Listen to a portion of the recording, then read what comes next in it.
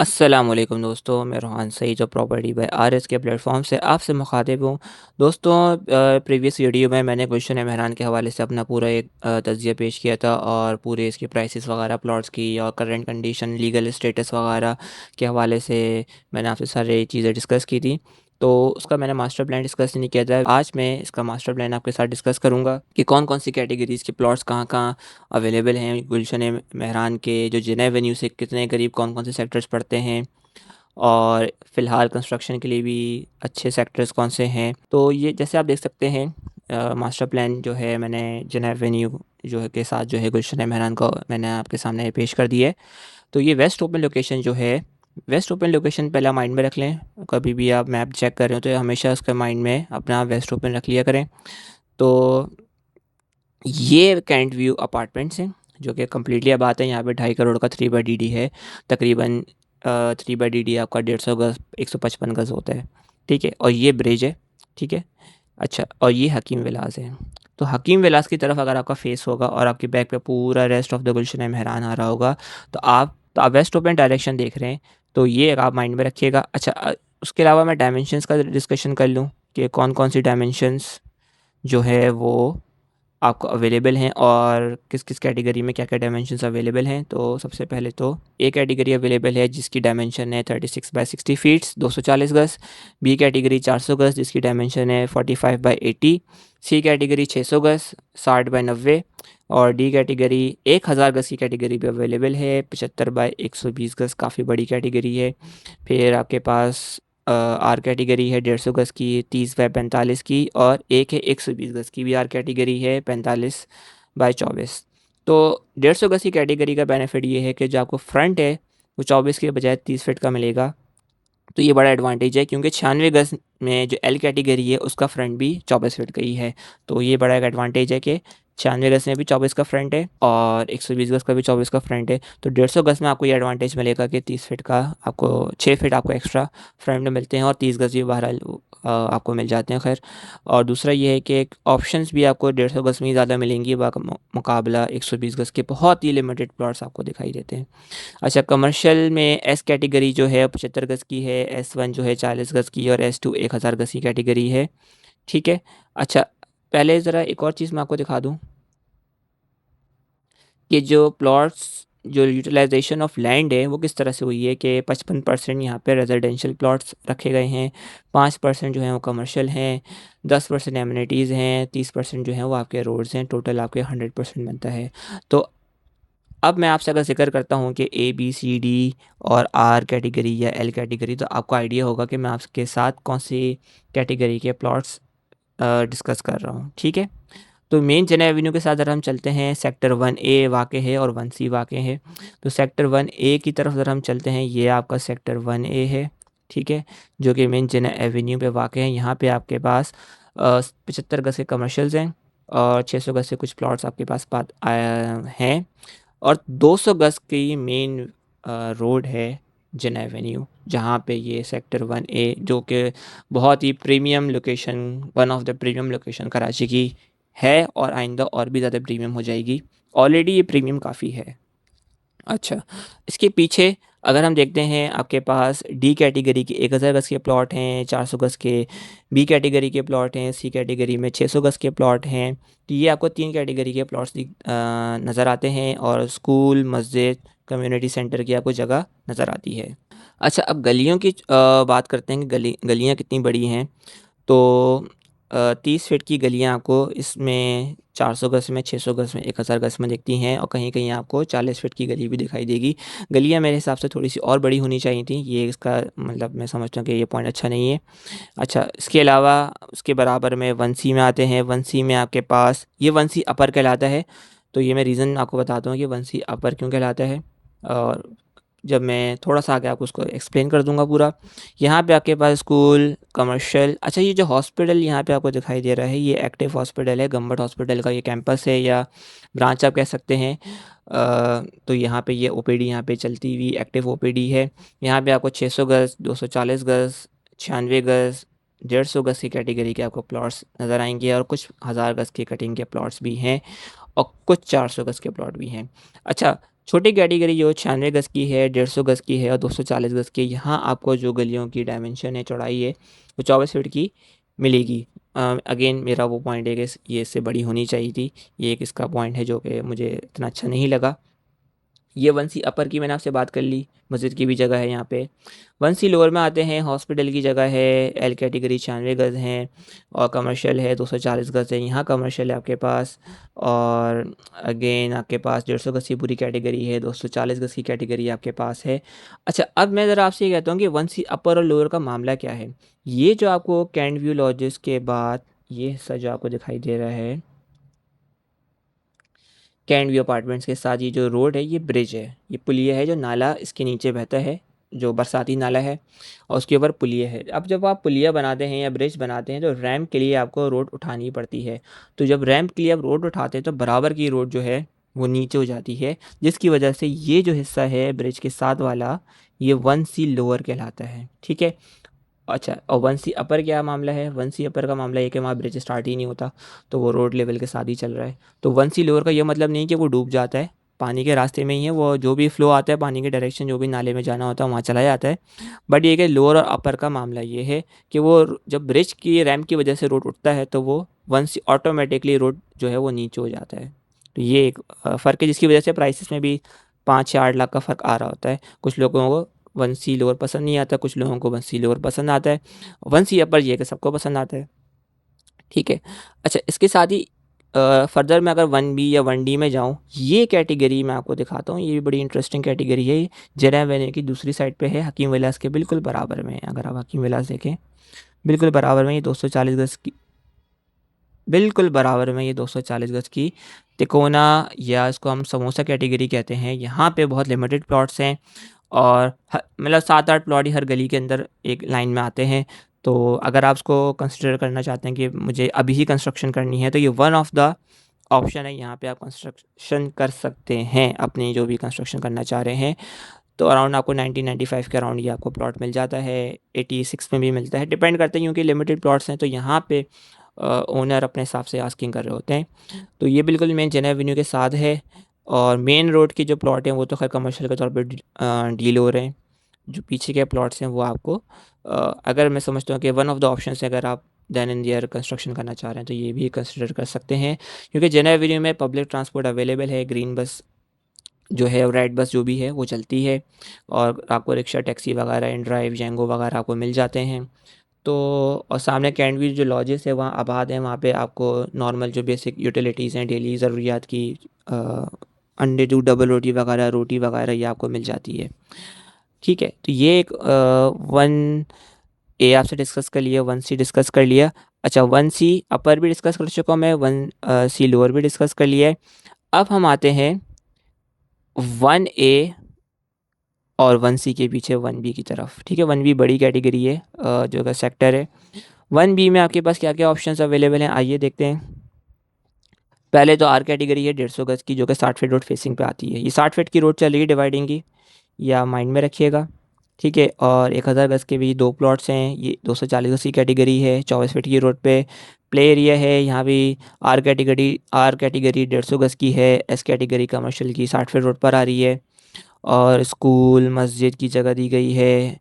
फिर आपके पास 96 गज़ की एल कैटेगरी है, 24 फीट रोड पे 96 गज़ अगेन एल कैटेगरी और आर कैटेगरी 150 गज़ है, 240 गज़ वही चलते हुए आ रहे हैं। और यहाँ पे आपके पास 400 गज़ की बी कैटेगरी आपको नज़र आ रही है, जो कि 30 फीट रोड पे वाक़ है। और आखिर में आपको 240 गज़ की अगेन 60 फीट रोड पे कैटेगरी मिलेगी 1B की।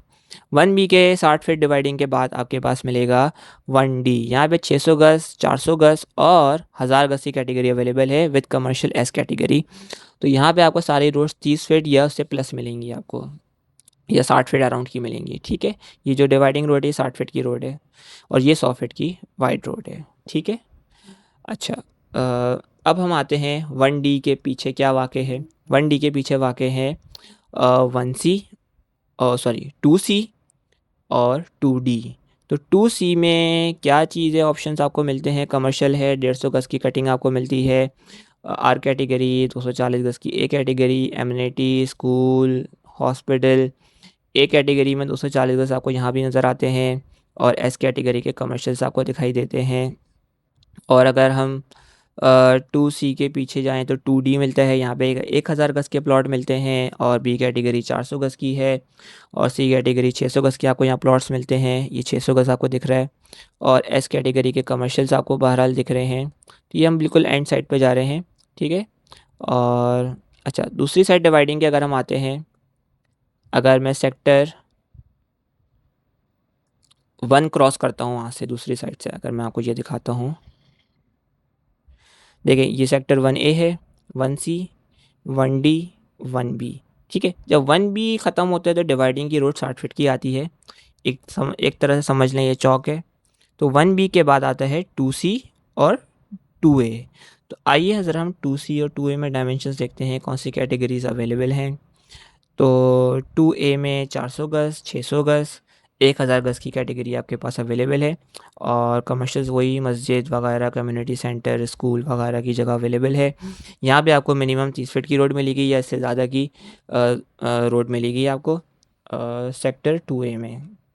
2C में अगर हम आते हैं 600 गज़ स्पोर्ट्स कॉम्प्लेक्स के लिए, ये देखिए 22,000 गज़ की तकरीबन जगह है जो कि 5 एकड़ बनती है। तो ये बहुत ज़बरदस्त स्पोर्ट्स कॉम्प्लेक्स बन सकता है, बहुत बड़ी जगह दी गई है।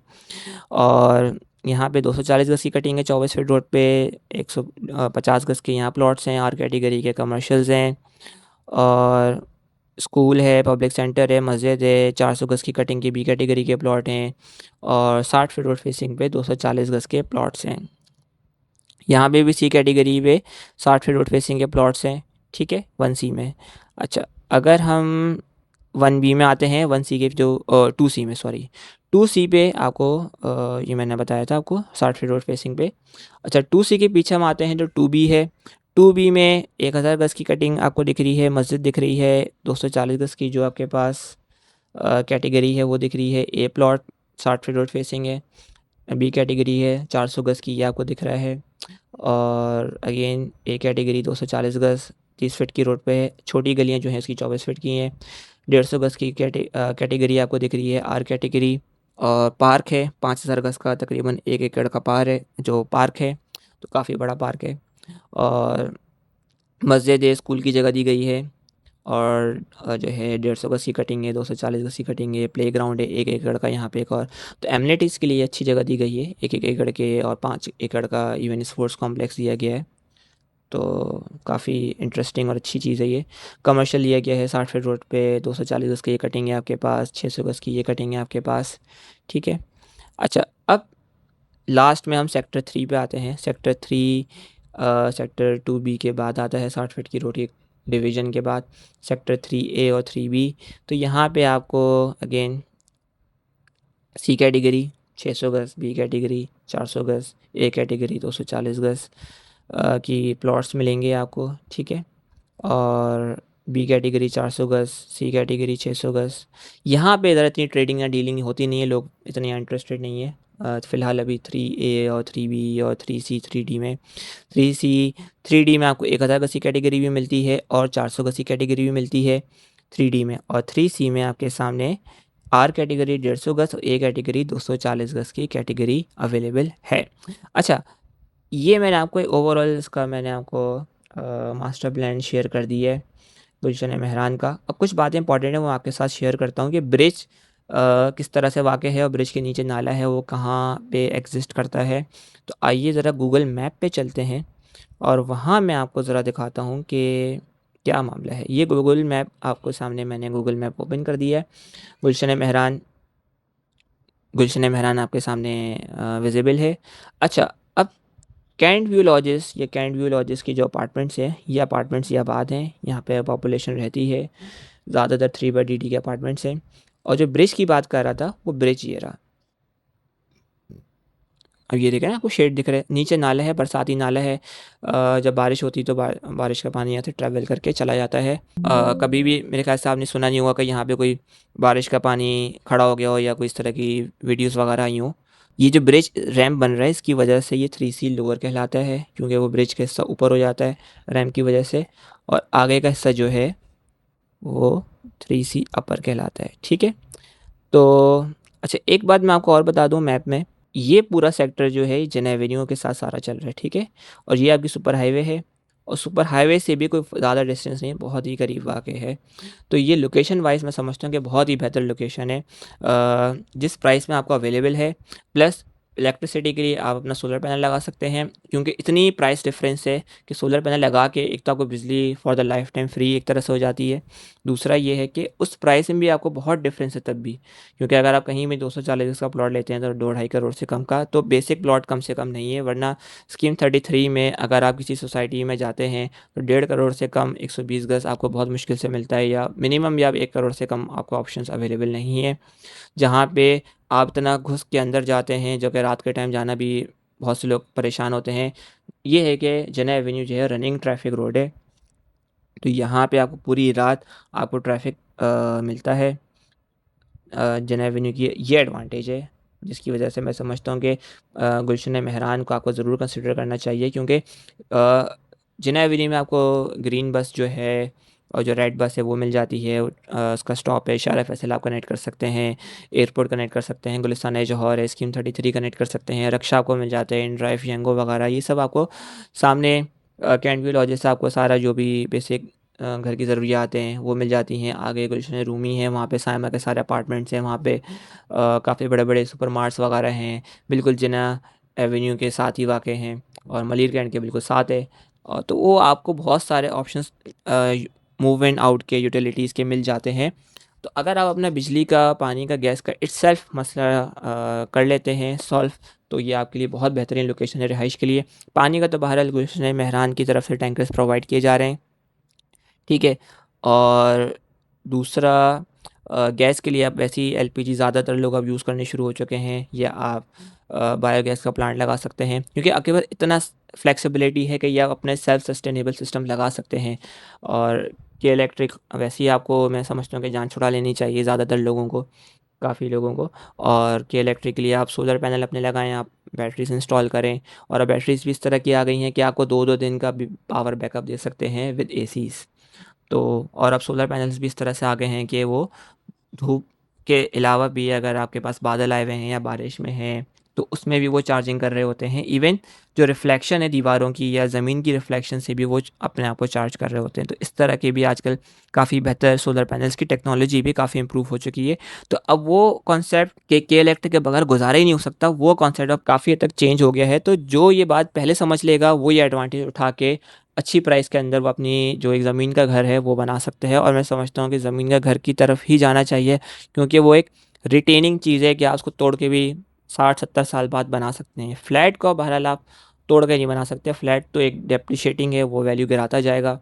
और लोकेशन के वाइज़ ही इस लोकेशन के साथ जो प्राइस टैग है वो जस्टिफाइबल फ़िलहाल के लिए नहीं है, क्योंकि मैंने आपको पहले भी बताया है, रूमी के फ्लैट्स हैं, एसएम बिल्डर के फ्लैट्स हैं, ये जो अभी इंस्टॉलमेंट्स पे 3.5 करोड़ का 3 बेड डीडी के फ्लैट्स हैं, जो बिल्कुल मेन जेना एवेन्यू गुलशन मेहरान की लोकेशन पे वाक़ हैं।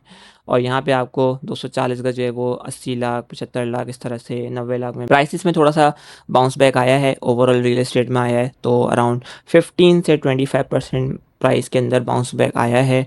छोटी कैटेगरीज़ में ज़्यादा बाउंस बैक आया है, 20 से 25% आया है। और बड़ी कैटेगरीज़ जो हैं वो 400, 600, हज़ार गज में ज़रा कम बाउंस बैक आया है, 15% तक आप उसको कह सकते हैं।